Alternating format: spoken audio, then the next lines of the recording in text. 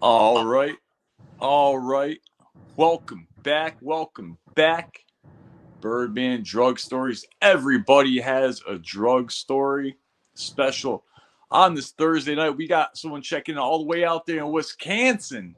I don't know if you're a Wisconsin. Green Bay Packers fan. We got someone checking in from Wisconsin. You're about to meet the guest of the show for tonight's interview and drug story. We have Zachary. What's up, man? How's it going, man? Man, all is well. Enjoying. I'm on vacation for my job this week. I got paid vacation from the dealership I work at, so I just been kicking it, doing some videos, and just it's taking all and getting my energy back. Getting recharged for the task ahead. Yep, nothing Now wrong I with know that. you're on the way home from an AA meeting. You said, right? Yep. What got you into those AA rooms? Um, I caught my fourth drunk driving, and my life wasn't going anywhere, and I was tired of repeating the same track record, so I figured I'd have to change, and I did that about almost 3 years ago. Damn, you said you had four. You had four DUIs. How old are you? 27. 20. Damn, 27. You had four. One was your latest one. Your last one. It was 2.5, 3 years ago. Now, when did you clean Over up? I guess when's your sober date? It is March 25th, 2020. March. Oh, nice. March 25th, 2020. So what was that? Right when the pandemic hit. Towards the end of it, yeah. Yeah, towards that. That's right. January, February, March. Yeah, so towards that. So that's a tough time to clean up. I know. That's actually I don't know how much you watch my channel, but that's actually when I started my channel because I was getting the whispers. I already had some years, under my belt before my last drink or drug, and I was starting to get the whispers during that pandemic. Like, man, I was like, we're getting free money, and like they didn't let you go anywhere or do anything. So I was starting to get the whispers to get high, and so I started a little YouTube channel instead. But I was getting triggered, I guess, is the point around that same time frame. So I guess that I want to stay on track, and at that point you were getting on track. Um, Tell me about your first DUI. Let's jump in the time machine. Take me back to your first DUI. Take me back to that day or that night, and let's go to that day. Okay, so that was when I lived in California. It was 2019, around Christmas time. I was 19 years old. We were drinking. Me and my buddies had a little party. Got like a gallon of cheap vodka, and I ended up drinking like half the thing to myself, getting all emotional, and I got the keys to my buddy's car, started driving around, going really fast, and my sister was buried at a cemetery like down the road, and I had this big plan on like going to drink at her grave, and then I ended up just getting pulled over, no lights on the car, and got arrested, and I was still young, and I didn't really even consider being an addict. Um, and then like I said, I lived in California at the time, and then that was the first one. I moved to Wisconsin like 4 years after that, and I got three more here. Three more in Wisconsin. All right. So how long was it between your first and second DUI? It was about 2 years. About two Yep. years. Now, did you Yep. try? Did you try cleaning up? When did you realize that you had a drinking problem or that you were an addict slash alcoholic? I don't know whatever you would classify yourself as, but I mean, was this just drinking problems, or were you getting into drug problems also? I always smoked weed, and I dabbled with cocaine. Ended up doing crack for like 6 months. Um, Went to jail, got off that. But throughout the whole time, I was always drinking like heavily. So I realized that it really became a problem when I caught three and four back to back within a month. And I was homeless, and my parents didn't want nothing to do with me. Now, And did they just kick you out after that last one, or did you say, fuck this, I'm out of here? How did you go about being homeless? Like, um, take me back to that. How'd you end up from get a couple of DUIs being on the street? I moved here to live with my dad because I was homeless in California. He moved me into his house. I got a job here. I was like 21. I'm 27. No, yeah, I just turned 21. So about 6 years ago, I lived on my own for 2 years. And then I caught a DUI right when I got my license about 5 years ago. And then I ended up like just having like a mental breakdown. Just started like acting out, like just ruined my life. And then I moved back in with my dad for a year, or like a month, not a year. I was good for a year, not good, but I just wasn't getting in trouble drinking. And then I got my own apartment again. And I just went through a breakup and resulted in drinking and getting so wasted that I just did really stupid stuff. And I ended up driving. So, yeah. Well, what made you want to, in March 2020, what made you want to clean up? Was it just being homeless? Was it, taking it to your mind back then, like, what made you want to actually say, you know what, I ain't drinking no more? It was a mixture of going to jail, not my family, like, not enabling me, which was a good thing, but like they were pushing me away in a positive way. But at the time, I thought it wasn't positive. Loneliness. My life was going absolutely nowhere. I was headed to prison. And that's pretty much, it was a mixture of everything. So. How long did you have to go to jail for? You say you went to jail for a little bit. Like, was it between cases, or like how much jail time did you end up doing for all these DUIs? Like total, I sat like 6 months and then another 6 months on the bracelet. Spread out. My longest sit was like 120 days. And then, yeah, I got some probation time, got revoked, got 2 more DUIs, and now I'm here. Well, where is there? What are you doing now? Like, take me from the homeless days. Then you went to jail for some time. You got out. You got a chance, and you cleaned up here in March of 2020. Like, what's your day-to-day like now? Like, what do you do to stay sober now? I know you're at an AA meeting tonight. Like, do you have a sponsor? Like, how do you stay clean now? So at the moment, I don't have a sponsor. I did all that. I went to a sober living place for 6 months. Then I lived in another sober living house for 2 years called the Oxford House. And me and my buddy, he's also sober. We opened up our own business about a year ago. And we kind of just, like, we're both sober together.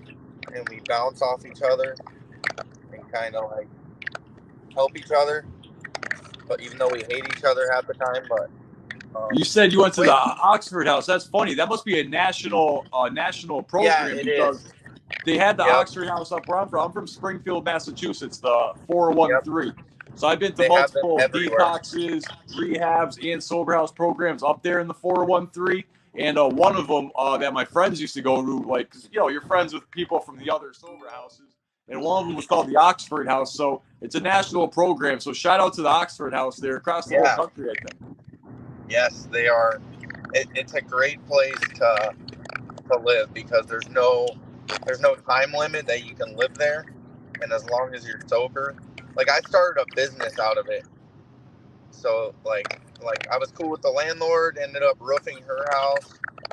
She pushed our name a little bit, and it's been pretty cool. Like, that's what you did. You're a roofer. That's your business. You're a roofer. Yes. Hey, all right, I got a little drugstore. Your job has inspired one right here live on Birdman Drug Stories. One time I owed one of my buddies who, he sold Coke on the side, and he sold Perk 30s on the side, the 30 milligram Percocets. And so he was a friend of mine too, and he was also like in the roofing industry or in the roofing business, right? I think his family might have owned a company or something. Anyways, I owed him money. I didn't have the money. I think I'd done all the drugs, came up with none of the money. So he goes, "Hey, you're coming to work with me. We're roofing this house on Saturday. Be at my, I'll pick you up at 7 a.m. Make sure you're ready." He goes, "Since you don't have the money to pay me back, you're gonna do this roofing job with me." And I was mad about it, but I'm like, "Oh, whatever. At least I'll get off the debt. I'll do a little bit of hard work. No big deal." As on that day, as I climbed to the third floor of this ghetto house in Springfield and looked down, carrying a bundle on my shoulder. No, not a bundle of heroin like you dope fiends that are watching might be thinking. A bundle of shingles, which is like, how much is a bundle of shingles? Like 100 pounds? 80. 80 pounds. 80 pounds. So that's like fucking, I'm not a huge dude, especially in my drug addiction days. I was way more frail even than I am now. So I was even skinnier. I didn't sleep regularly. I'm carrying a 80-pound shingle bundle up to the third floor to pay off a drug debt to my buddy. My friend said, "Yo, Bird," he goes, if you didn't owe me money, I'd send you home right now because you're pretty much worthless. I was the worst roofer you've ever seen. I couldn't do nothing. Yeah. I went up there, I froze, I was scared of heights, I wasn't very strong, I was haggard, I was not a good roofer, but my friend, he wanted to get his money out of me somehow. It was either that or, have to wait longer. Yeah, I mean, so yeah, your roofing business has inspired that little Birdman drugstore side note. But how long have you been doing that? You've been doing that for a couple of years? So I've been doing it for 3 years. My buddies dabble with construction. We started doing side jobs. He's the driver, obviously, because I can't drive at the moment. So he drives, and we've been roofing together for the last. Were you trying to get your license back or something like that? I'm sure your license is all kinds of jammed up from the DUIs. It's super jammed up. So that's not. It's not even relevant. It's gone. So. There's a dude in my sober house program back in 2017. I was in a sober house back home, the MJD house, and one of my roommates who used to give me a ride to work. I had a minimum wage get well job, but I used to take the bus there. Anyways, he would give me a ride, but he would have to blow into a breathalyzer that was hooked up to the ignition of his car. So if he didn't blow into the breathalyzer and show that he had no alcohol in the system, his car wouldn't start up. Yeah, I've never got that far. So I lost my license indefinitely. I'm never able to get a license again. Just in that state? I mean, I'm imagining maybe if you're in a different state.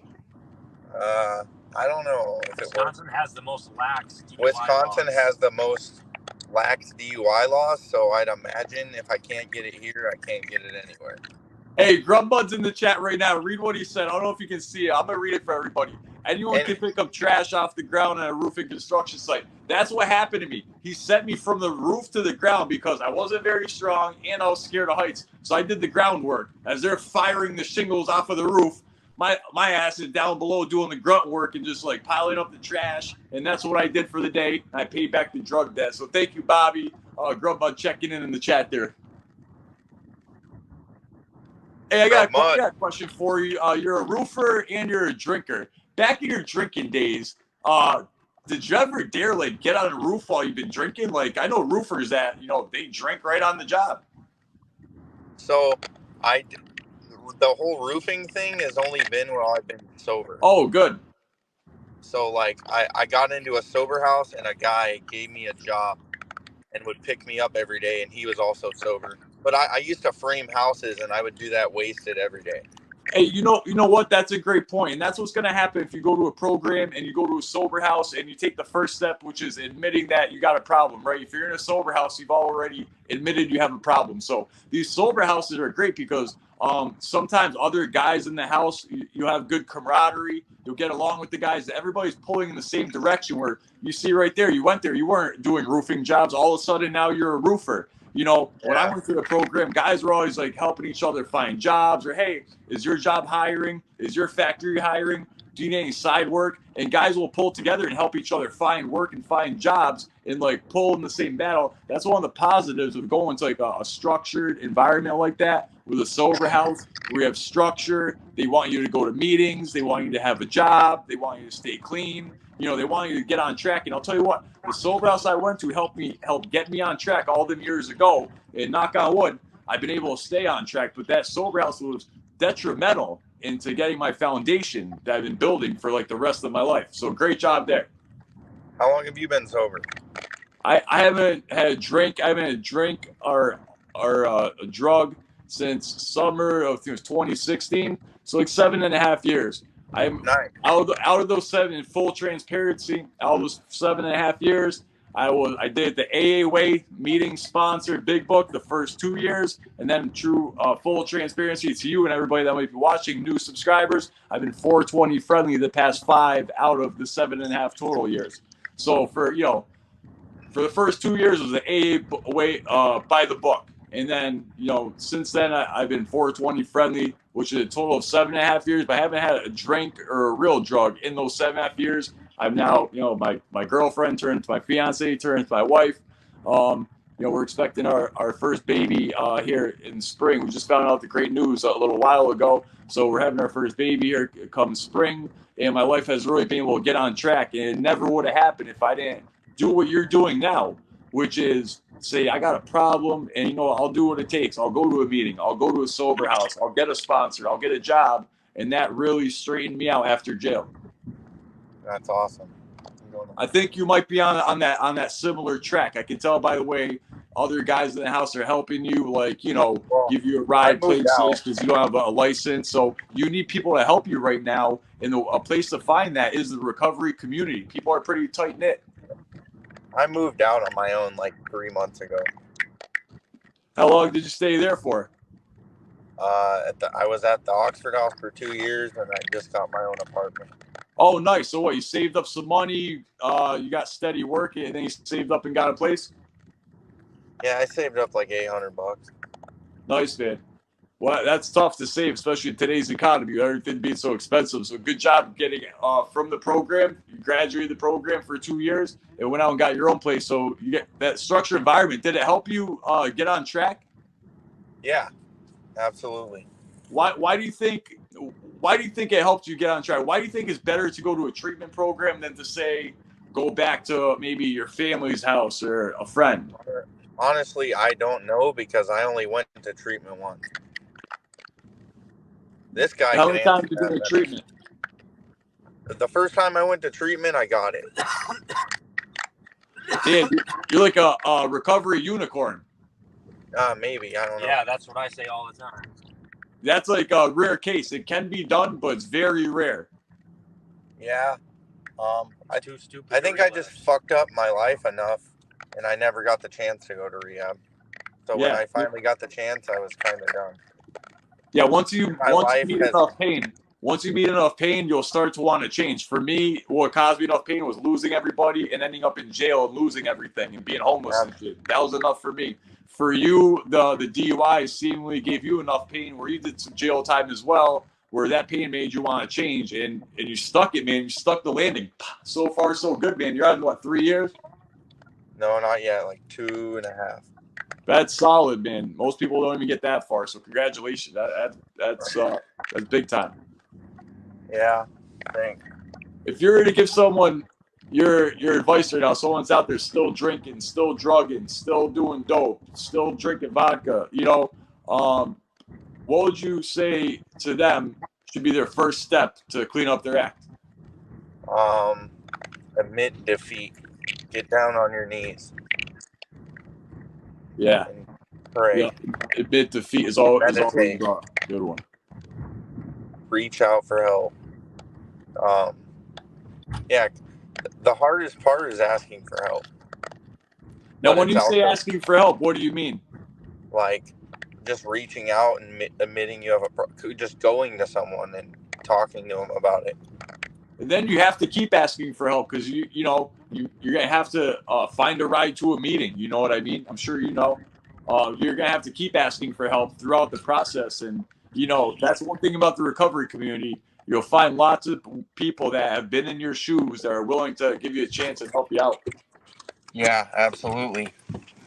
Cool. Here, I'm about to be inside right now, so it'll be better. Oh, good. The cold up there in Wisconsin, man? It's like 40 degrees right now. Yeah, that's not too bad. Yeah. my girlfriend's in the fucking Caribbean, and it's 106 degrees, I guess. Grub Mud said it just took a lot of DUIs. Amen. Yeah, it just took 4. I wish it would have took 3, so I wouldn't have lost my license. But it takes what it takes. And at least you didn't crash your car, seriously hurt yourself or worse. You know what I mean? DUIs can be dangerous. Luckily, you didn't crash it, and then that could have been the end of you with the DUI. So even though you lost your license, you escaped it with your life, and it seems you got a good grasp on the recovery thing. You got your own place. You're working full time, and you're doing the roofing thing. So you got lots of positives going on. It seems like to me. Absolutely, there's more. My life is better now. If I would have kept drinking, it would have got worse. So even if it gets better, even if it gets a little better, it's still better than drinking. All right. So when you were kicked out and homeless, I'm sure you couldn't picture you being all straightened out now like you are. Let me ask you this: where do you see yourself in 5 years from now? Probably my company started to grow, so probably running a couple crews. Having a couple. I want to own some rentals. I want to start with one. I don't know, just continuing to roof and try to make money and keep my head down. Involved in the recovery community. That's really all I know. Well, all right. Let me finish with an important question. What's the most important part of your recovery, like on the day-to-day basis? It could be, for some people, it could be prayer. For some people, it could be network. What's your number one most important thing in your recovery? Trying to remain grateful and not forget how hard it was, because if I forget how hard it was and I get complacent, then I'll end up right back where I was. Yeah, well said. Complacency is a big trigger, and you might think you have it figured out. I watch that for myself. We never have it figured out. Never. You hear in meetings, guys go out after 10 years clean, after 20 years clean. You've heard it, I'm sure. Yeah, clean time really doesn't mean anything. No, because you have to keep it in the day, right? Just because I did well these past however many days it's been, tomorrow, if I don't have my emotions and my mind right, in my spiritual being right, if I'm not in a good headspace, tomorrow all my clean time could go out the window, and I could be a relapse, dead overdose case like you see on the news all the time. Absolutely. You are 100% correct. I keep that at the forefront. I know that one bad day could alter my life to the negative for good, and now I got people depending on me, so I have to be stronger than ever, because now it's not just my ship I will be sinking. Like back in the day, if I messed up, it will only really hurt myself. Yeah, it might hurt those who cared about me, but really, it would only hurt me. Now, if I sink my ship, I'm sinking my wife's ship, my unborn baby. We have rescue animals. I'm sinking a bunch of ships now. So, I got to keep that in the forefront, because I have bad days too, man. I'm an addict and I'm an ex-junkie, and sometimes I just want to get high. Yeah, absolutely. It's like you, I'm sure sometimes, even though sometimes I'm sure you still get triggered. Well, I'm not sure, but I'm sure sometimes I wouldn't mind drinking, Yeah, you got to block. That's when you got to go to a meeting. That's why I'll reach out to somebody if I have to. I went to a meeting when my boy had passed away from a tragic motorcycle accident. Rest in peace, my boy Darian, a.k.a. D-Rabbit. I trained him at the car dealership I worked at. He died in a tragic motorcycle accident. It wasn't drug or alcohol related, but it almost became drug related to me, because I was having a tough time dealing with it. And I was starting to want to get high, and, I admitted defeat. I didn't get high, but I did on my lunch break go to an AA meeting on my lunch break, because I was feeling like it was about to be fuck it time. You get a case of the fuck it's, here we go again. And I was starting to get tunnel vision. Once I get tunnel vision, it's on. So I took a little time out, went to an AA meeting, and that worked like a charm, bro. I felt a lot better. Yeah, absolutely. Lately, it's been pretty positive. It's kind of cool talking to Grub Mud, and that guy's got his demons too, and he's overcoming that shit. And it's been a lot easier lately, but that's why I went to a meeting today. Because once it feels easy, that's when you gotta get back in and do some recovery shit. Yeah. You know what I feel? Usually gratitude is I know you mentioned gratitude, and that's a great one. Gratitude and also helping others. Like if you help someone else, if you help someone that's like less fortunate or someone that's a day clean or a week clean or a month clean, if you can help that new addict or that new alcoholic, that always makes me feel good about myself. Yeah, they're the most important person. Well, it's really you're getting the medicine too by helping the newcomer. Now you're feeling like, hey, you're feeling good, and you're not gonna go out and get high. If you're out there helping out the newcomer, you're not gonna be out there yet. You know what I'm saying? Yeah, purpose. Yeah, it gives you purpose. Exactly. Well said. So yeah, help the newcomer. Gratitude is important. Stay focused. Don't get complacent. These are all key things. You really know your stuff, man. Yeah, I've been. It's been jammed down my throat for the last 2.5 years, but I wouldn't have it any other way. Yeah, everything kind of unfolds as it should, and we definitely want to wish you the best of luck in your continued journey through recovery. Friend of the channel, friend of Grub Mud, and my friend out here in Wisconsin, Zachary. So yeah, some DUIs. You are a unicorn, my friend. So hey, do it for everybody that says that you can't do it the first time you get clean. You know what I mean? Yes, sir. It's really rare, so you can really prove to people, and like that'll help other people if you can do this. If you can continue to stick the landing, right, and show that, hey, my first time out the gate, it stuck. I never drank or got high again. That's going to be a hell of a story someday, man. Yeah, absolutely. I don't want to have a story. I just want to live my best life and do what God had intended for me. So, Yeah. you know. Well, God's got you on track now. I want to thank you for coming on Birdman Drug Stories, sharing your story. I know sometimes it's tough to talk about some of the mistakes we've made, but it seems like you really got this thing turned around in a positive direction. So thanks for coming on, man. Yep. Thanks for having me, and everyone have a good night. Thanks, Grub Mud. All right, thanks to Grub Mud. Grub Mud set this interview up with Zach here. We appreciate it. Welcome back. So that was a good one, man. Kid, he really knows his stuff. Kid, he's a man, but I'm 40 now, so anybody who's not 40, I gotta look at like, hey, kid, like that kid's got a shot, and that kid does have a shot. A recovery unicorn, which is someone that gets and stays clean the first time out the gate. I know I had many relapses and downfalls and disasters in my drug road, but just because that was my story doesn't mean it has to be someone else's. Like he's stuck the landing so far. Fentanyl Anonymous, thanks fellas.